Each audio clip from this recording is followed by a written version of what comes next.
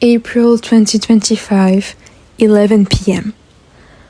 I'm lying on my bed, bored, waiting for exhaustion to finally take over so I can fall asleep.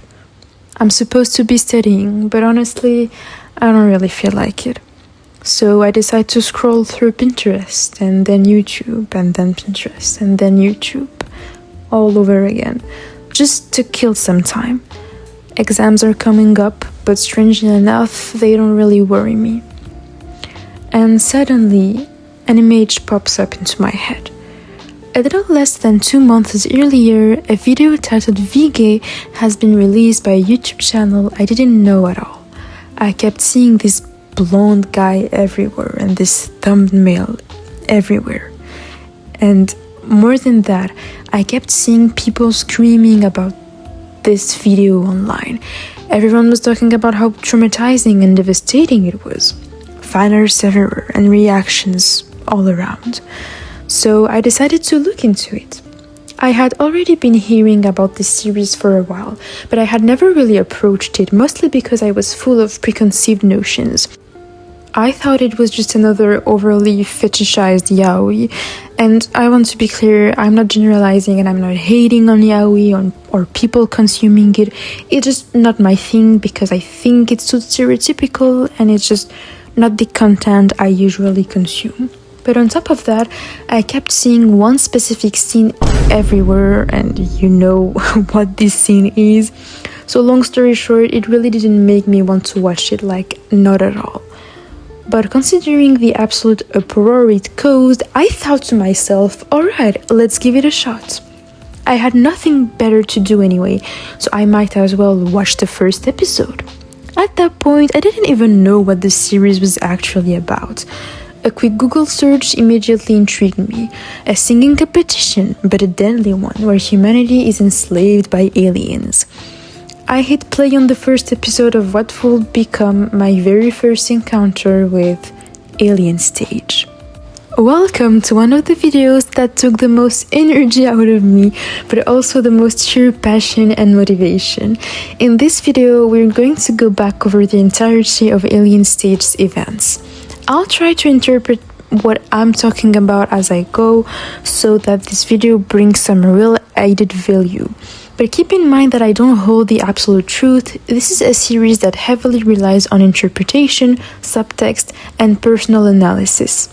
If you disagree with me, that's completely normal, and honestly, it's even reassuring. I'd be more than happy to discuss it respectfully and warmly in the comment section. This video is mainly made for people who want a clearer explanation of the lore and the characters. It's not meant to replace the series itself.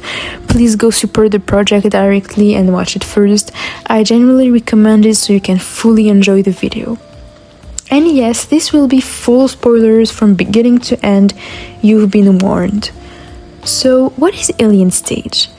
ALNST is an independent animated musical series created by Vivinos and Q Meng in collaboration with Studio Lico. And what makes it even more special is that it's available for free on YouTube. The episodes are extremely short, the longest one being the final episode, Karma, with an impressive runtime of about 8 minutes.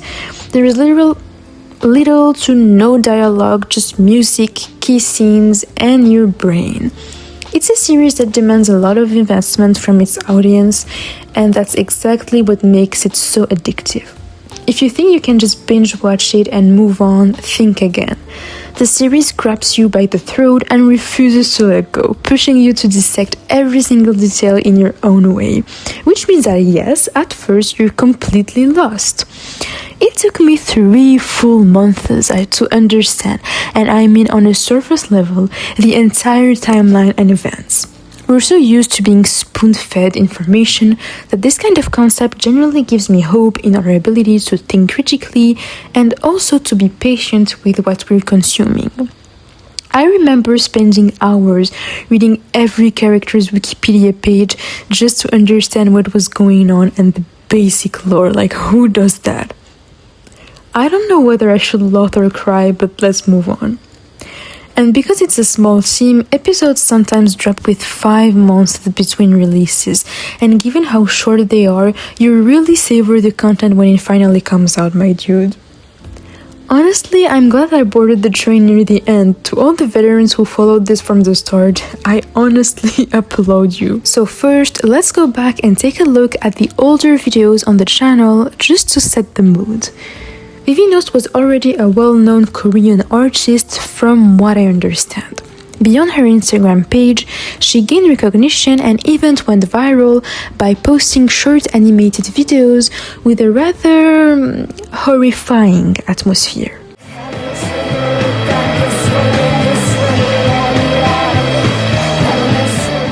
I've rarely seen someone master the art of horror this well. Absolutely terrifying videos, despite an art style that looks very cute and almost childlike on the surface. To sum up her work up until that point, it's just lesbian horror stories in every possible flavor, plenty to go around. She has her own universe, and I deeply admire her abilities and her approach to storytelling. But yeah, sensitive souls beware, seriously, no jokes. It can be really disturbing.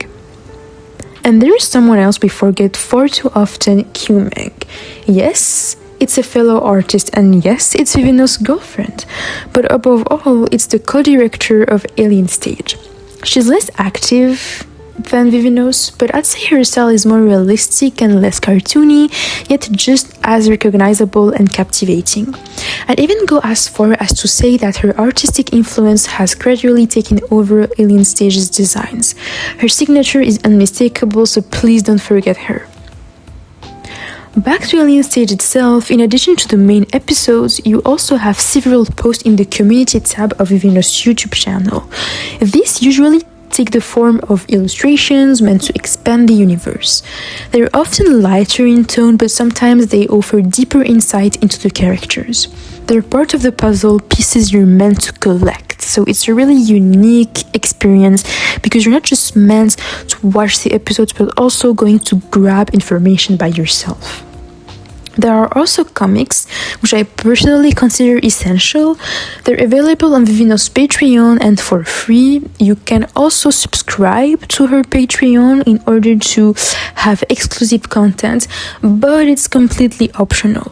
And finally, the songs, because this is an intrinsically musical project. In addition to the main songs featured in the episodes, they are what they call sub-songs, additional tracks dedicated to each character is meant to explore their psychology, fears, and most intimate thoughts. This is one of my favorite aspects of the series, especially since every single one of them is a certified banger. That said, I don't think there's much point in diving into them without already having a solid understanding of the main series because it doesn't really add any new information. It just expands the character's psychology. But that's just my opinion. So yes, I'll admit it. That's a lot of material and at the same time so very little. We don't know where to start, where to look, and what to watch. So let me guide you, starting with the foundation, the very first round, the one that marks the beginning of our torture.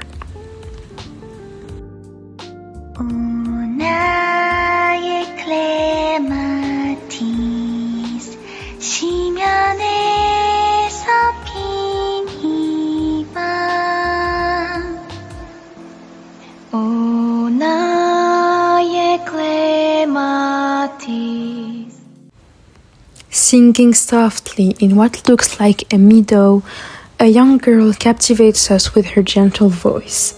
She's soon joined by another girl, something we immediately notice that they are a part of the same group because they wear the same white uniform and also the same color.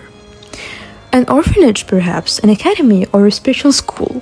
It doesn't really matter for the moment because what matters is that these two girls seem connected by a bond so powerful it goes beyond our understanding.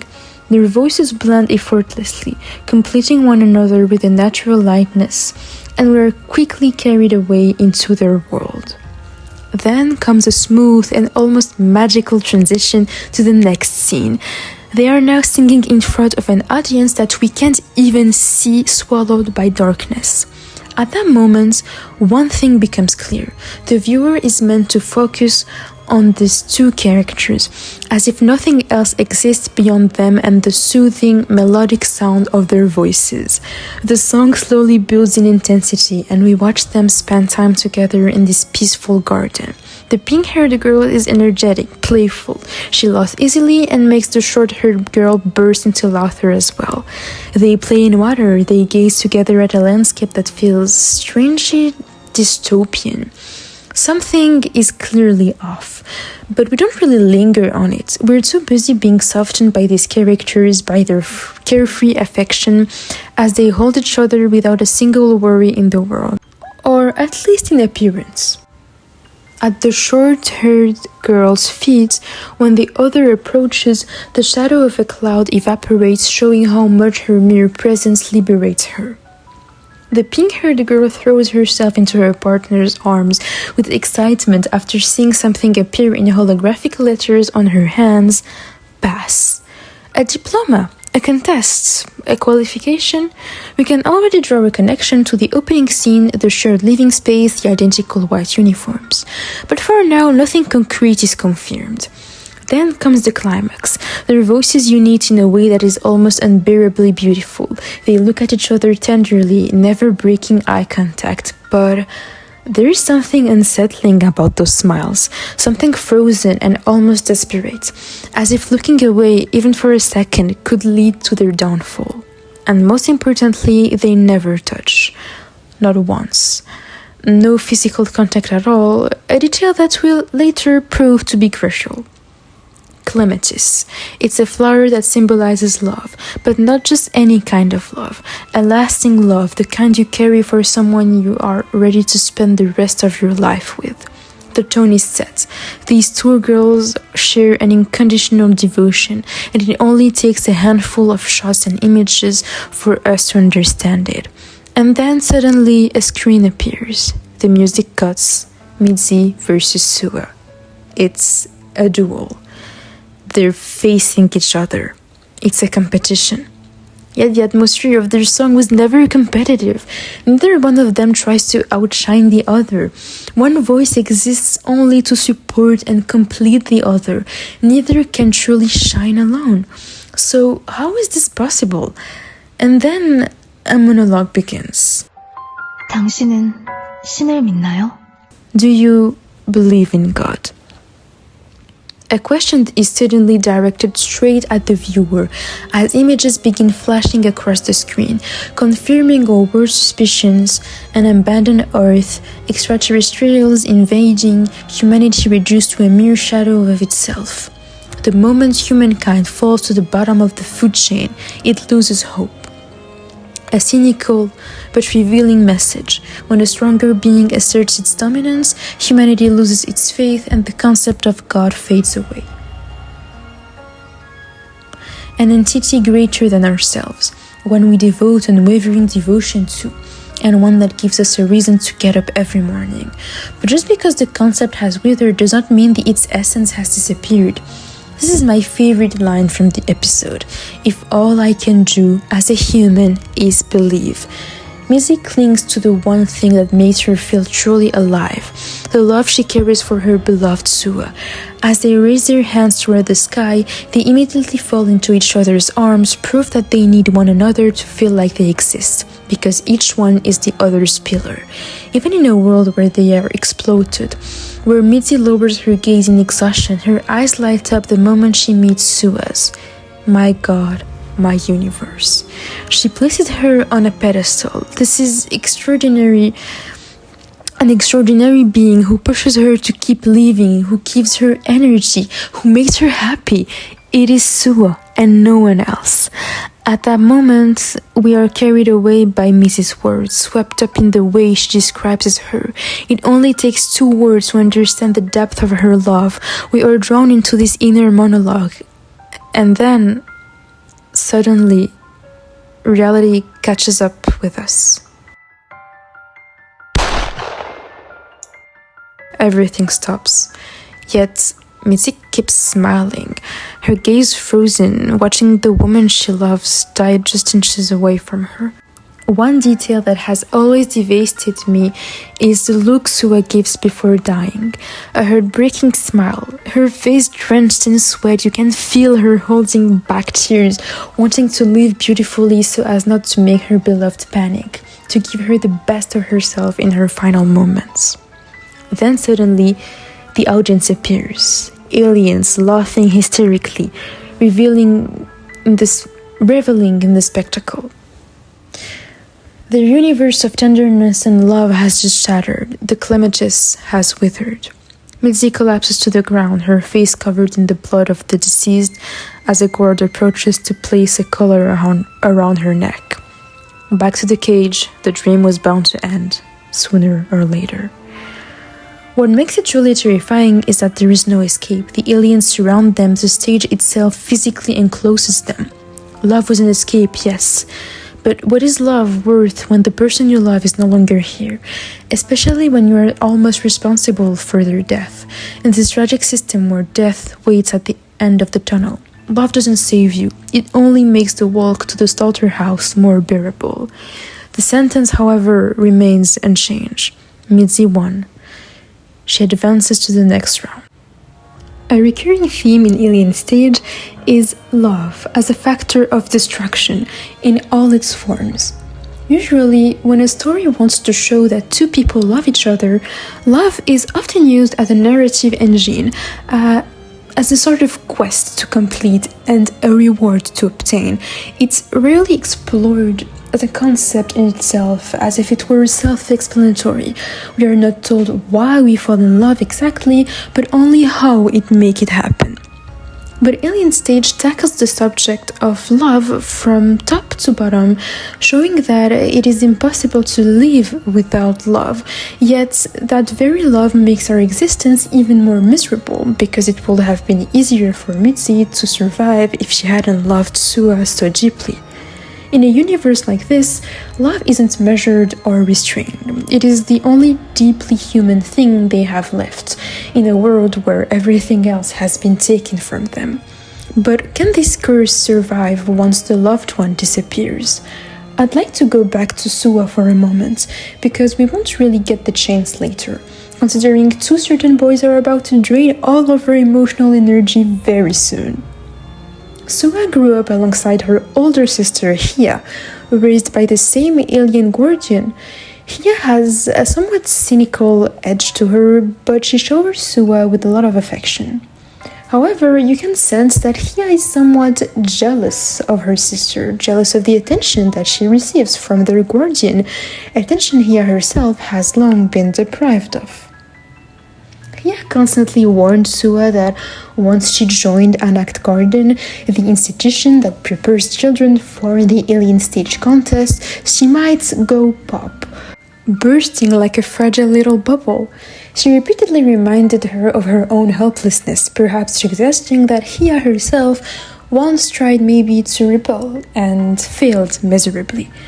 That likely explains why Sua appears so docile. She complies, she obeys without hesitation, almost like a doll, not only to avoid punishment, but to survive. Because in a system like this, aspiring to freedom feels pointless, so instead, you condition yourself. We also know that Sua often spoke about Mitzi to Hia, proof that she trusted her enough. The only two people with whom she seemed natural and genuinely joyful were Hia and Mitzi. There's a line Sua says in this comic called Heavenly Garden. It's not word for word, but she basically told her sister, "You're wrong, big sister. I wasn't unhappy there. I encountered the most beautiful miracle, and dying for this person would be more than enough for me." I don't necessarily believe that Sua wanted to die. We'll see later that she was actually very afraid of death. Rather, I see it as a coping mechanism, because dying for Mitzi gives meaning to her death and ultimately to her entire existence. You'll understand soon enough, but in Alien Stage, the concept of sacrifice doesn't carry a purely positive meaning, and it is almost portrayed as a selfish act. But I'm getting ahead of myself, so be patient, because you know what? Sua wasn't the only one who loved Mitzi. Let me introduce you to the fandom's golden child, Till.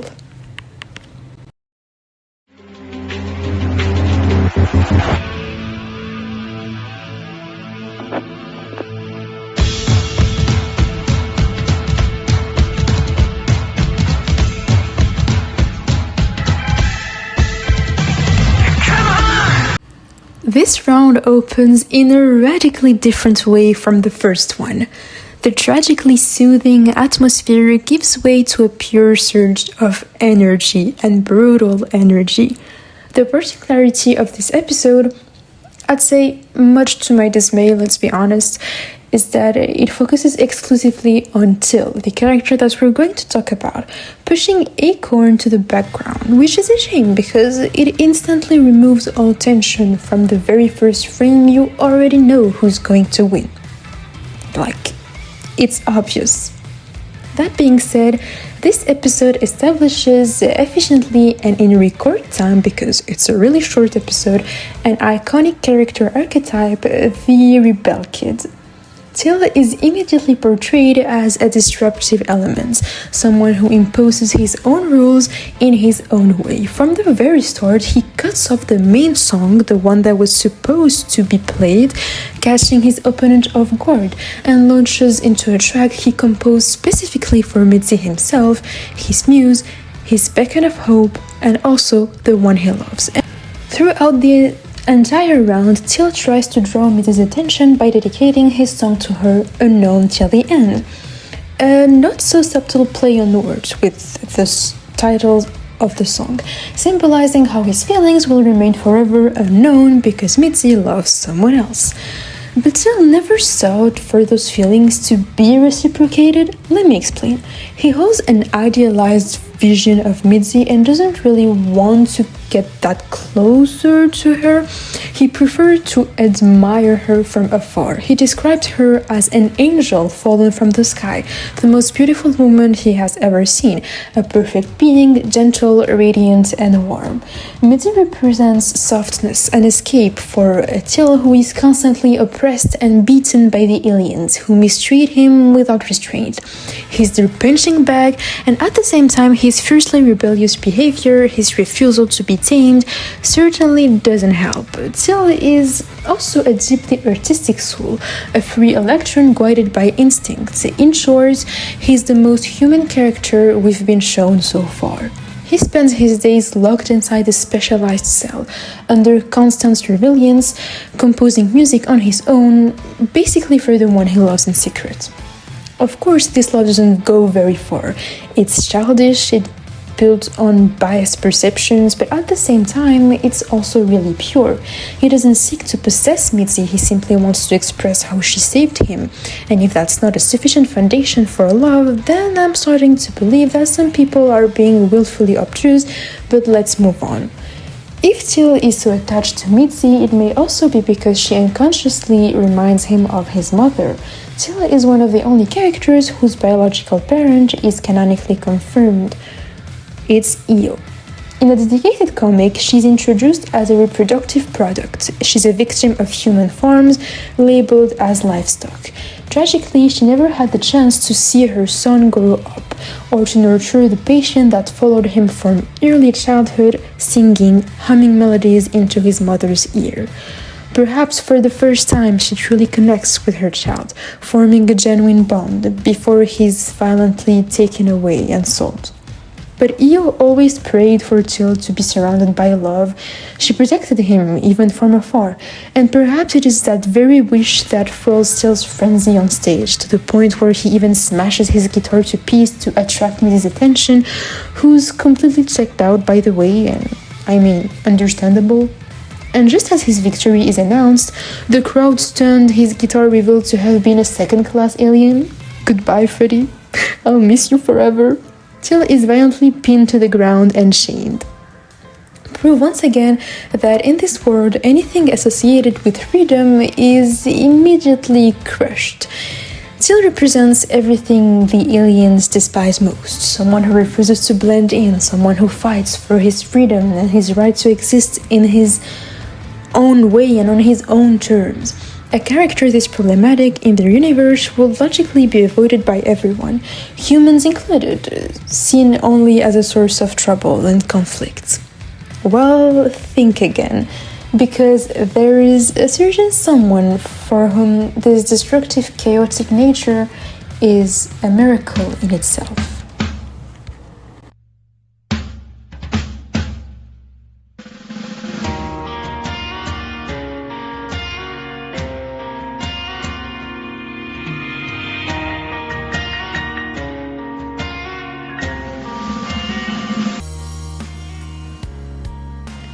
Another shift in atmosphere, again and again.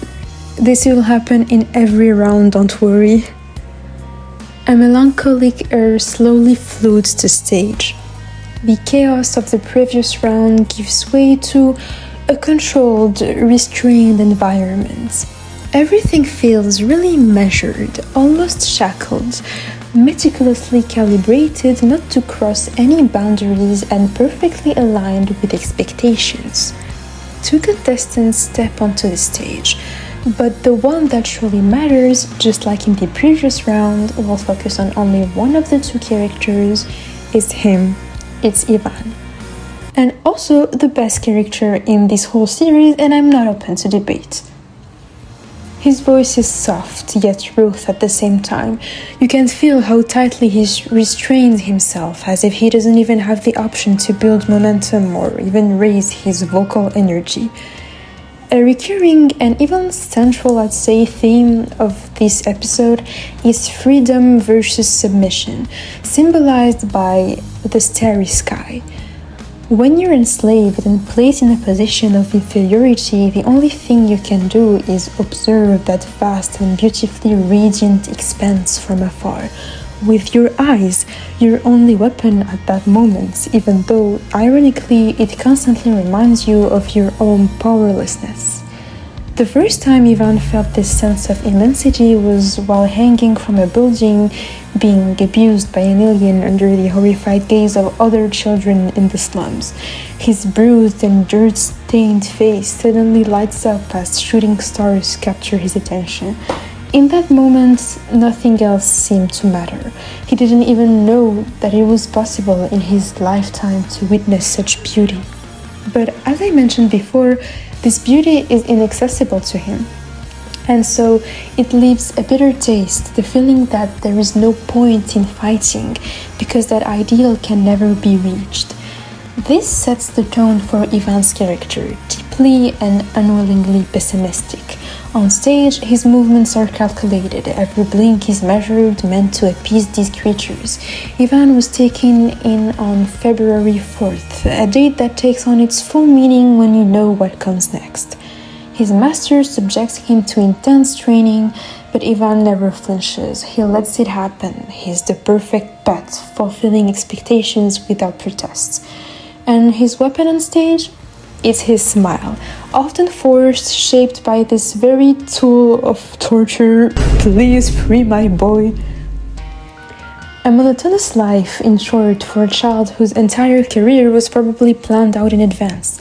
A child with no control over his existence, constantly passive and obedient, the complete opposite of Till's character. And this transition is brilliant. Following a sequence where Ivan appears completely hollow, frozen gaze, expressionless and motionless, blending into the crowd, we are shown Till constantly in motion, much like the shooting stars Ivan once gazed at. Even their own respective position on stage, Till is constantly moving and he's using a musical instrument, while Ivan is standing completely still and he doesn't really move. This disruptive element catches Ivan's attention. At first, he looks down on him, unable to understand why he rebels so fiercely, Ivan considering him foolish, but his perception quickly changes the day he decides to follow him. Till is chasing a flower crown, likely made for Mitzi, and Ivan runs after him into a strange alley where the walls glitch, subtly revealing that this garden is entirely artificial. It's a small but clever piece of world building. Ivan follows, perhaps for the first time, what his instincts are telling him to do. He hides behind a wall and watches Till protect Mitzi from a strange alien, likely preparing to punish them from entering a forbidden sort of area. But Till fights back. He struggles, yes, but he gets back up again and again.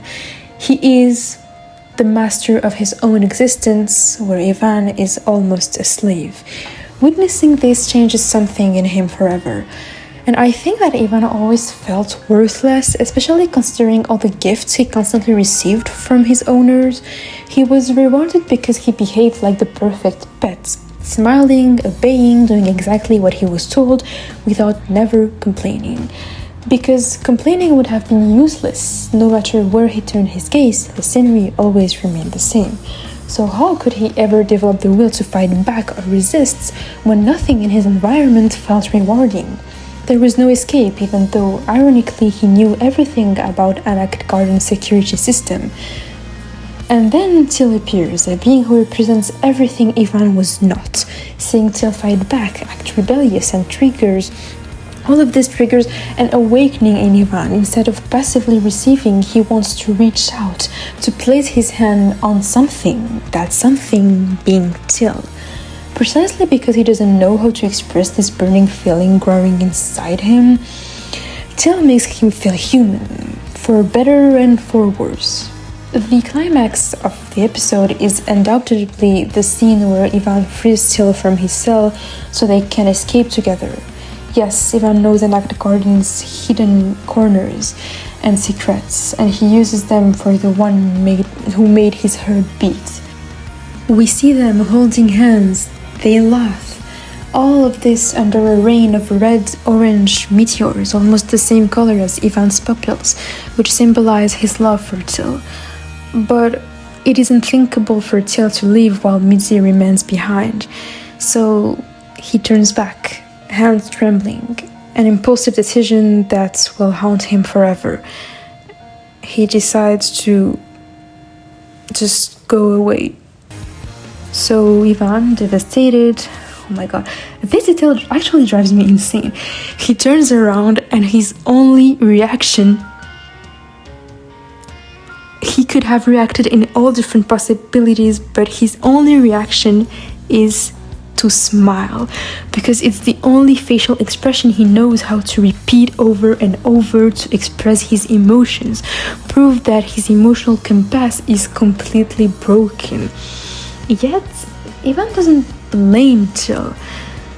His face seems to think, that's precisely why I will follow you too, and abandon everything as well, because you are my freedom.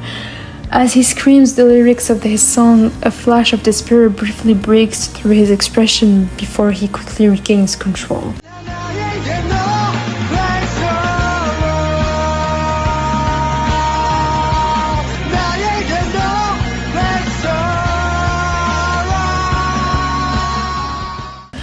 The round ends and the mask is back in place. But is it really a mask when it's the only thing he knows how to wear?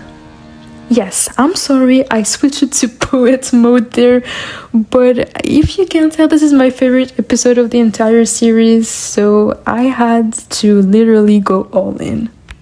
And that's where we'll stop for today. I've decided to split this concept into several different parts because I think that otherwise it would simply be far too heavy to digest all at once, and I don't have the energy to pull out a long ass 1 hour or like 3 hour long video because nobody's going to click and watch this, let's be honest. So I truly hope you enjoyed this. Once again, happy birthday to Ivan, because don't forget that 2 days ago, the day I normally upload this video, it was February. Oh my god. I'm sorry. It was February 14th, that's how we say. Yeah, if you can't tell, English is not my first language, so I'm sorry if my voice and the way I speak English is unbearable. But anyways, on that note, see you soon. Feel free to subscribe and leave a like maybe. It won't bring the dead characters back, unfortunately, but it does support me.